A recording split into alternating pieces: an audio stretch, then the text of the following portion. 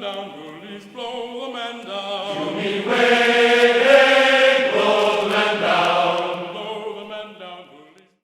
I'm recording this, today is Wednesday, the 20th of October.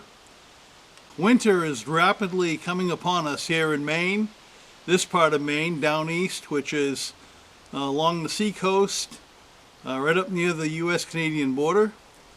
It's getting cold very, very fast, and that winter weather is starting to move in, the cold fronts and so forth. Today's not too bad. It's overcast with a little bit of sun, and it's about 50 degrees Fahrenheit out here, which is about 10 degrees Celsius, I believe.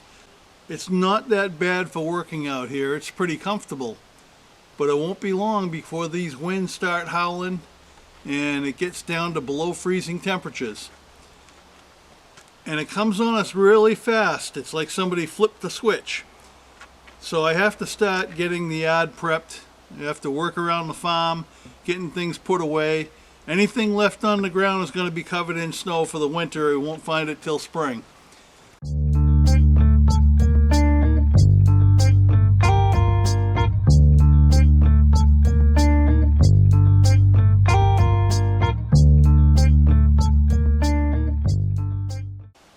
In the meantime, I have a bunch of materials that I've accumulated. They have to be processed so I have material to use when I'm working on projects. Because here at Downeast on the farm, we believe in reusing, rebuilding, recycling, repurposing. The bottom line is we get every little bit of use out of everything that we have. And when people discard materials, we'll find a use for it, and it saves us a lot of money in the course of a year without having to buy this stuff. All right, behind me, this is part of a long pallet, and the strakes, so the staves across the pallet were cut off very quickly because I had a need for them. I didn't have time to try to take it apart. These usually put together with what they call pallet nails, and pallet nails are kind of a spiral type of thing. It's kind of a cross between a nail and a screw. But you can't, it's very difficult to get them out because of that. They sink in there and they get stuck, and there are special tools that people have devised, but they're kind of expensive, and I don't do that much with pallets to warrant the price of one. Of course, they don't use screws because screws are way too expensive. Nails cause the pallets to fall apart. They don't hold very well. So the pallet nail is excellent for that purpose because they're not designed to come apart, and they're a whole lot cheaper than the screws. I'm not worried about extracting them because this particular piece, it's really a 2x4, and I'm going to use it for structural purposes, for bracing and whatnot. I'm not going to build anything with it, so the nails can stay in it. I don't care.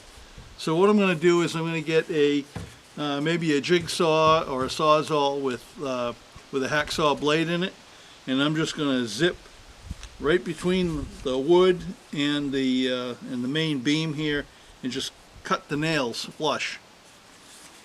Anything protruding after that, I can just go with a hammer and just knock them down so that nothing catches when you're handling it. I have a couple of pieces like this, and then I have a big pallet that has to come apart. So I'm going to do the same thing with that. In getting ready for winter, I have to start moving stuff around the yard and moving things to different locations and covering things over and lashing things down. So, you know, winter prep is always an ordeal here. It's a ritual that we have to go through. I'm going to have to service the tractor because we want that ready for snow removal and other uses during the winter. It's a very important piece of equipment here on the farm. So I'm going to get the oil changed, the filters, hydraulic oil, all that sort of squared away, and coolant topped off, and greasing all the various joints and pivot points and all that. I have to pull out the generator. We do lose power on occasion during the winter up in this area. Electrical transmission equipment that the power company has is pretty old. It's not really been kept up to date, and lines are always coming down and power goes out for a few days. at the most, but usually maybe for a day or two. So the generator comes in handy. The generator is large enough to run our household. So that has to be serviced and ready to go. We have to do it every year. That ethanol that's in the gasoline, that really messes things up. So I have to drain everything out, clean out the carburetor, do all that, change the oil, get some fresh gas in the tank and test run it. There's a number of things. Right now, I'm going to start getting this material taken care of so that I can stow it away. I don't want to put it away like this. I want to have it ready to use when I need it.